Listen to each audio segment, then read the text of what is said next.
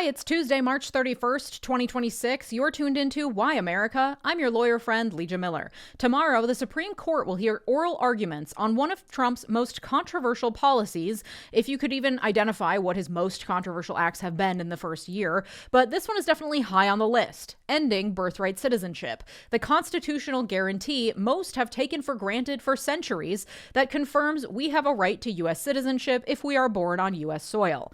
On his first day in office, Trump attempted to rewrite the Constitution by executive order and nullify birthright citizenship. Unfortunately for him, that's not how this country functions, so that order has been blocked by various courts throughout the country as very obviously unconstitutional. Not that obviously, it would appear, because the Supreme Court has decided to entertain the fringe legal theory by hearing oral arguments on the case, Trump v. Barbara. Today we'll discuss the sordid colonial history of birthright citizenship, the Trump administration's grand plan to do away with it, and how the Supreme Court could royally fuck all of this up. But first, when I asked all of you yesterday what topics are top of mind and questions you have about this week's headlines, a good number of people asked me to talk about the influx of anti-trans legislation happening across the country. And yet whenever I make a video dedicated to trans rights, no one fucking watches it. So I'm putting it in here to make sure it gets seen and heard. The 𝗪𝗜𝗧𝗛𝗡𝗘𝗥𝗦 Institute for Genocide Prevention issued its third red flag alert for anti-trans genocide in the USA earlier this month.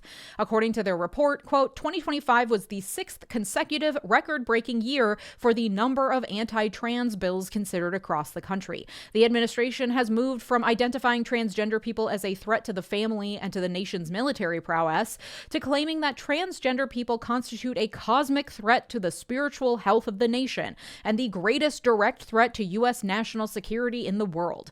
Given these ideological developments, especially coupled with the increasingly hostile and draconian legislation against trans identities, the 𝗪𝗜𝗧𝗏𝗡 Institute believes that the United States is squarely within the early to middle stages of a genocidal process against trans people, the goal of which is to completely erase transgender people not only from public life, but also from existence in the U.S. and globally. In late January of 2026, the Kansas state legislature passed a bathroom ban that includes a bounty for Americans who hunt and find trans people using the appropriate bathroom for their gender. Anyone who encounters a suspected trans person in a bathroom can launch a civil suit against that person. The bill was passed over the governor's veto. 3 days ago, Idaho passed a similar bill. 5 days ago, members of the Ohio House voted to advance the state's ban on public drag and gender performance.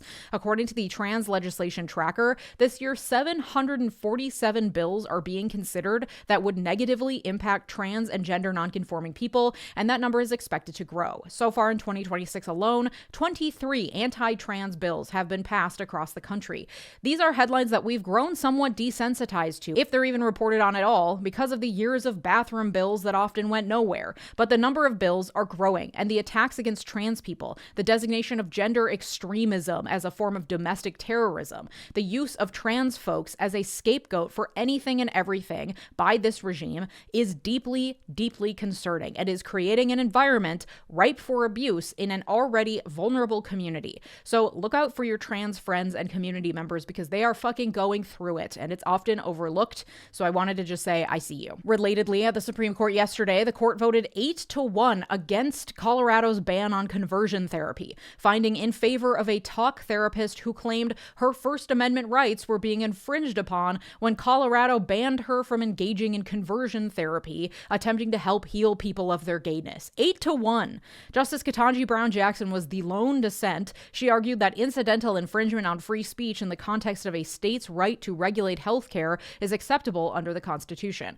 I've linked the full case in the sources, which are linked in the description below, as per usual. And tomorrow, the Supreme Court will hear oral arguments in the landmark birthright citizenship case, the one that's been on our minds since literally day one of the second Trump administration, at which time Trump decided to attempt to rewrite the U.S. Constitution and 150 years of judicial interpretation in a single executive order. This headline from Democracy Now! Helped inform my reporting on this issue. Deeply illegal, unconstitutional. Trump's birthright citizenship ban reaches Supreme Court. Using the Ground News browser extension, I can get helpful background information on this publication in one quick glance. To get the big picture, I can click on Full Coverage, which will show me the coverage of this story from publications across the political spectrum. My partner on today's video, Ground News, is an app and website that offers tools to help you critically analyze the news you read, providing context to understand the full picture. You can follow along at ground.news/Leeja. For every major news headline and headlines you may have missed, Ground News provides you with information and context, like who owns the publication and how factual it is, to help you determine for yourself what is trustworthy and how to interpret the news.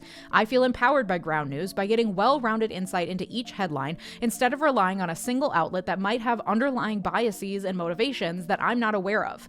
Ground News also ensures that I never miss a headline because of my own information bubble with its blind spot feature, by highlighting stories that are covered on one side of the political spectrum and not the other. Ground News is transparent about its methodology, how it assesses each story and publication, including how it uses 3 independent monitoring organizations to assess the bias rating for each publication.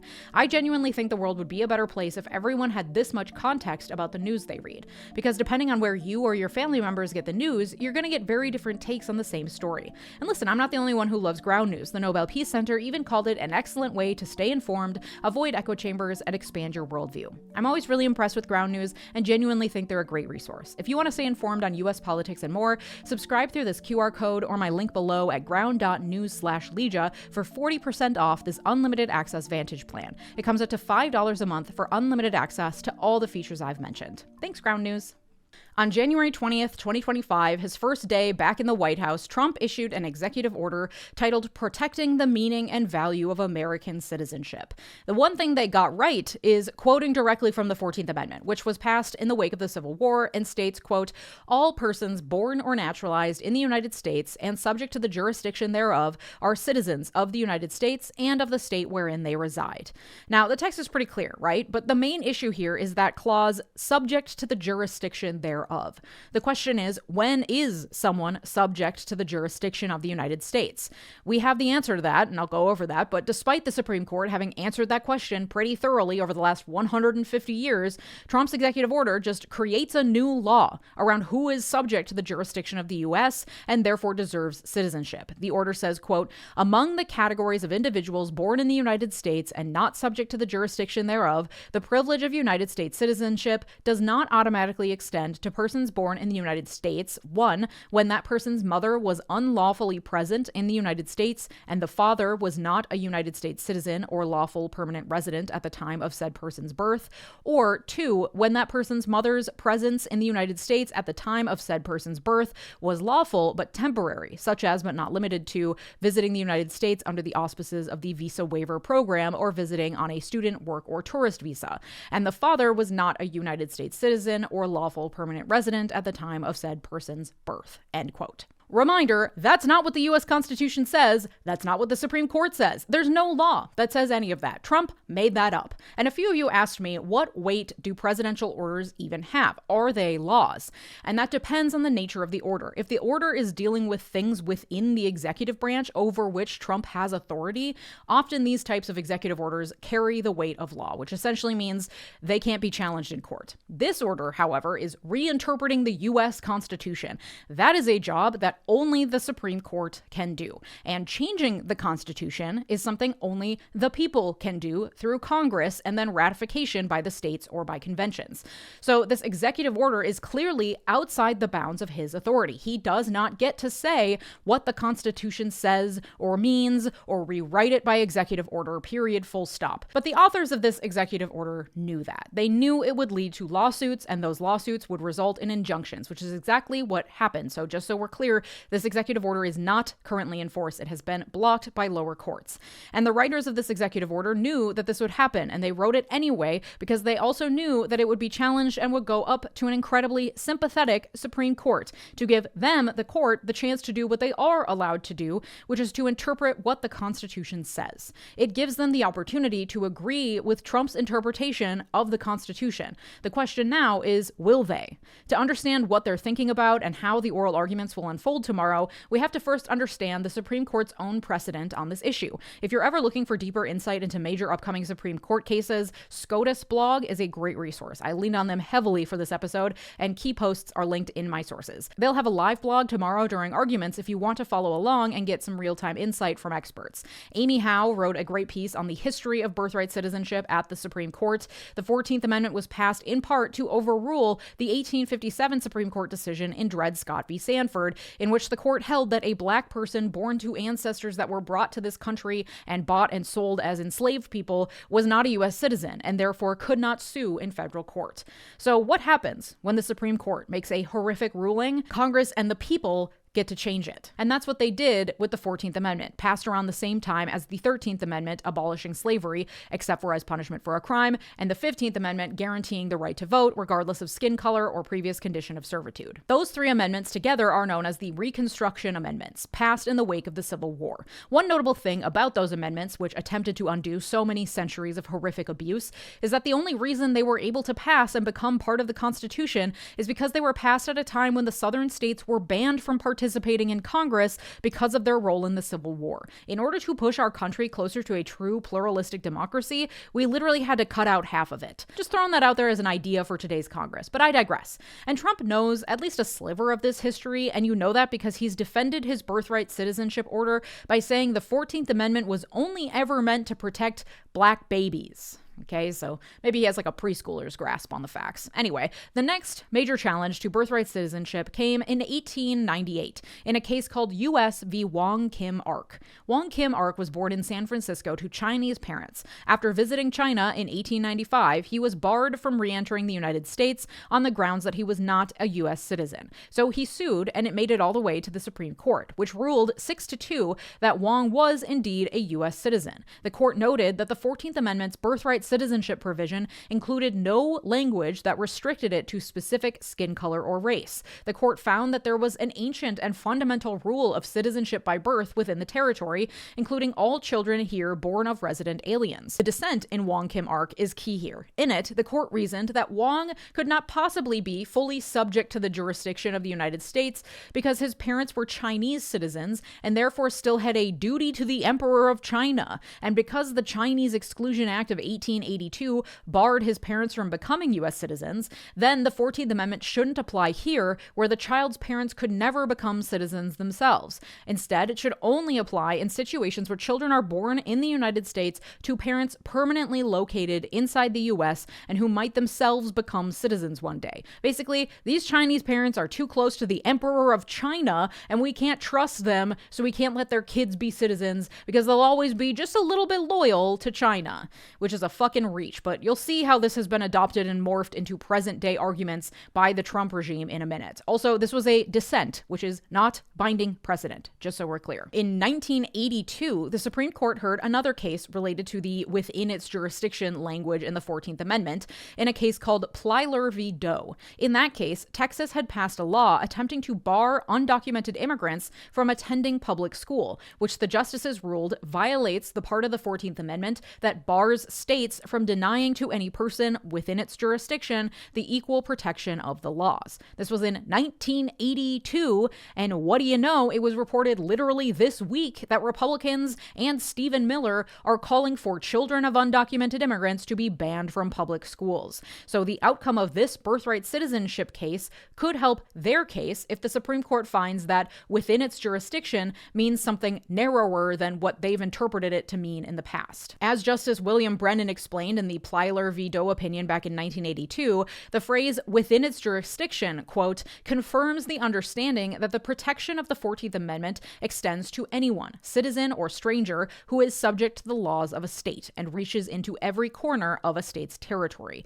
And this even includes, the court ruled back in 1982, people who entered the U.S. illegally. Because the reality is that when you enter a state and this country, no matter what documents you have or do not have, you are subject to its its jurisdiction. If you don't think you are, I double dog dare you to get in your uninsured car and speed down the highway for a while. Those laws apply to you too. So if you are subject to the obligations of the laws of a state or country, you are subject to its jurisdiction, and therefore you also enjoy the equal protection of those laws as well. You don't get to say that people are considered subject to the jurisdiction of certain laws or provisions of the Constitution and not others. So that's where the Supreme Court precedent on the issue currently stands. And what do you know? The Trump regime in its briefs to the court has relied repeatedly on that Wong Kim arc dissent, claiming that U.S.-born children of undocumented immigrants and even just temporary visitors to the U.S. aren't fully subject to the jurisdiction of the U.S. because they still owe, quote, a measure of allegiance to their parents' home country, which again is a batshit fringe legal theory because whether or not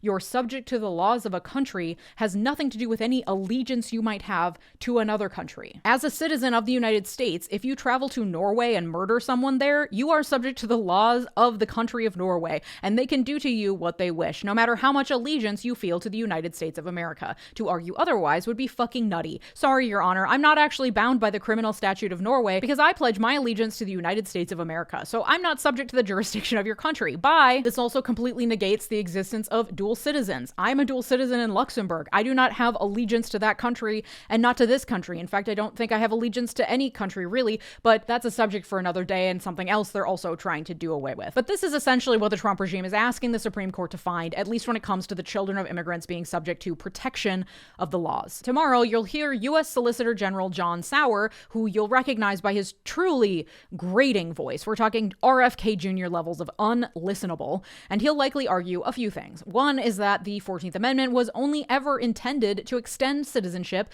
to formerly enslaved people and their ancestors and no one else. And there are numerous cases where the Supreme Court has acknowledged that that was the main purpose of the amendment. He's going to argue that subject to the jurisdiction means completely subject to the quote-unquote political jurisdiction of a country. In his brief, he argues that the children of non-citizens who are domiciled elsewhere and are only temporarily present in the United States owe primary allegiance to their parents' home countries, not the United States. He'll also argue that the current birthright citizenship practices create a powerful incentive for women to travel to the United States to have an anchor baby here in order to get their kids U.S. citizenship.